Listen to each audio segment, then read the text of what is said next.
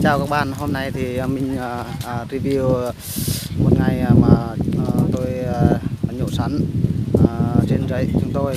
Và sau lưng tôi đây là nhổ sắn, bởi vì mùa này là mùa nhổ sắn của bà con chúng tôi ở đây. Thì qua cái clip này thì tôi xin giới thiệu đến các bạn một ngày làm việc của người dân chúng tôi, là người nông dân nha các bạn nha. Bây giờ thì mọi người nhớ theo dõi.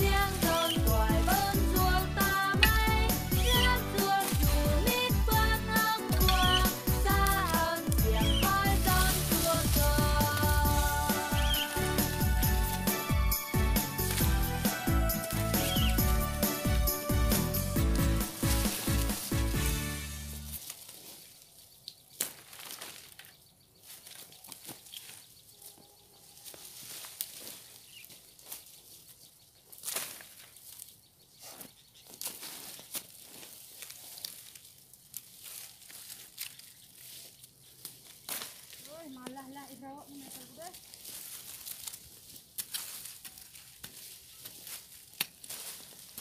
Irawak unang.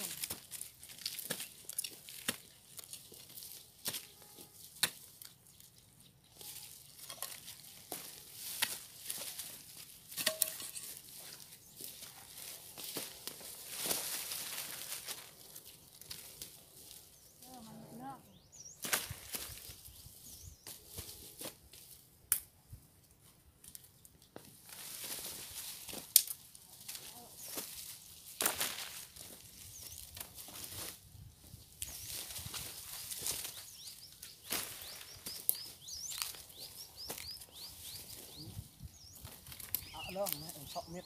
Ngon. Rồi. Irawak ngon pun.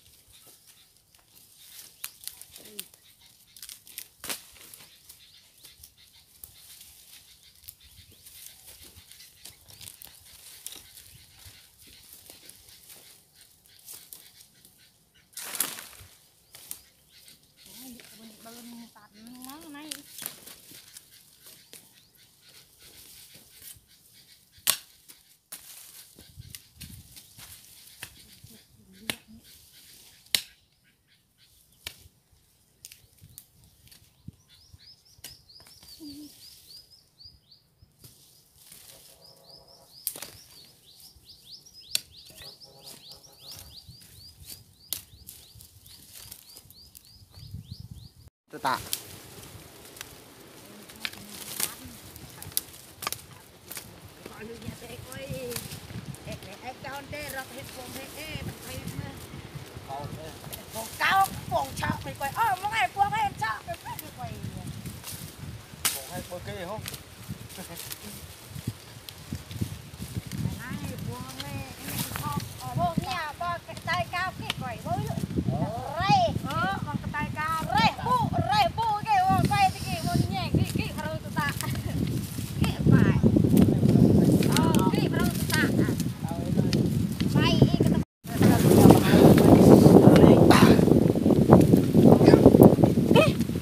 Lên thằng này. Đây, cụ săn này các bạn ơi, thôi hết luôn. Thôi cụ.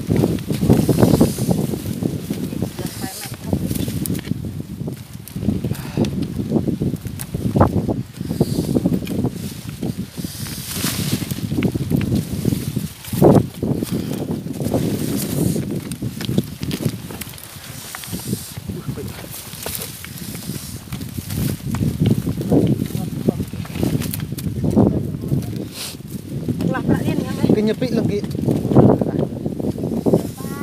Ơi, họ như này kì. Họ miệt kì. Không nam áo này kì. Thôi, cụ săn bạn ơi.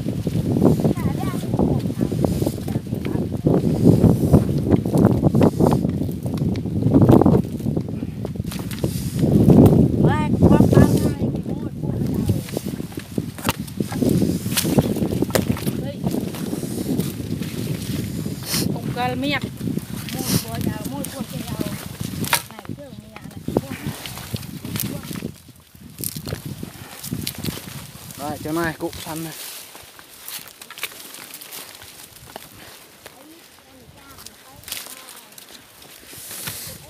Các bạn ở đó đang làm gì? Còn chúng tôi thì ở đây thì đang nhậu săn nha các bạn nhé. Xin chào các bạn.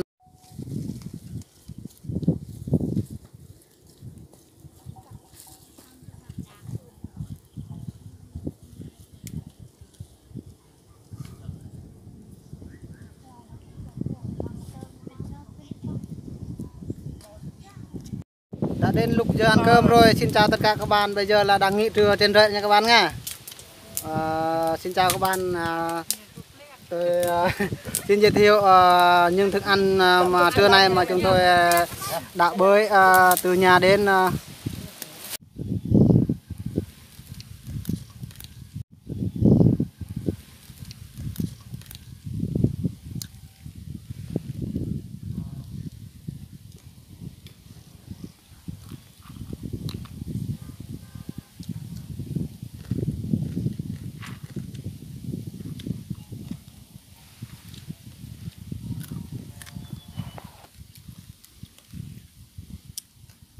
Xin chào tất cả các bạn. Bây giờ là hai vợ chồng tôi đang nghỉ trưa tại rừng nha các bạn. Chiều này rồi hai vợ chồng tôi sẽ làm lại buổi chiều. Bây giờ rất là mệt và tôi sẽ review về đồ ăn của tôi nha các bạn nha. Đây là hai vợ chồng tôi đem theo cơm. Và đây là thức ăn, rau và cá khô và một chai nước. Đấy, xin mời các bạn theo dõi chúng tôi ăn cơm nha các bạn nha.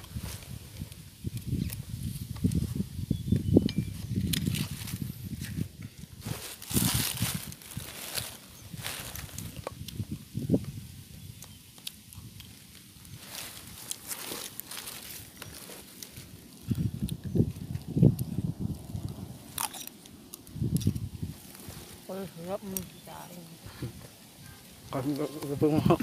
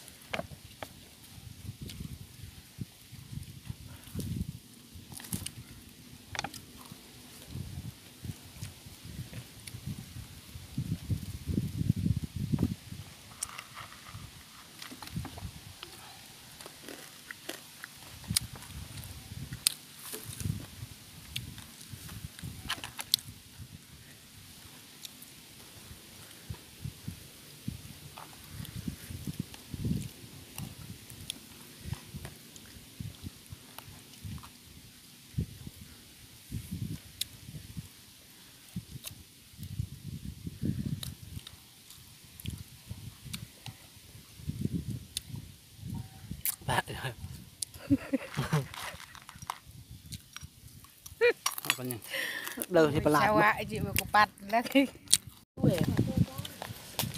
ông hạt chẳng tụi bay nhảy lưng mà nằm thì chả mà ông đó bớt độn phải chạy cái lá mắm giảm tụi bên độn phải rô mới cho cây hạt in cái đâu in cái cái mưa lưng rạp chú ti chú quay đi quay mất thế quay có hai lao động em có chạy dịch về vô chú ti rồi đừng nhiên rạp cửa Chọc cho mình ta là không giúp tôi bị bọc biểu biểu mà nó mất cha là về bay à đông à đông kia mà hâm ha bởi mà này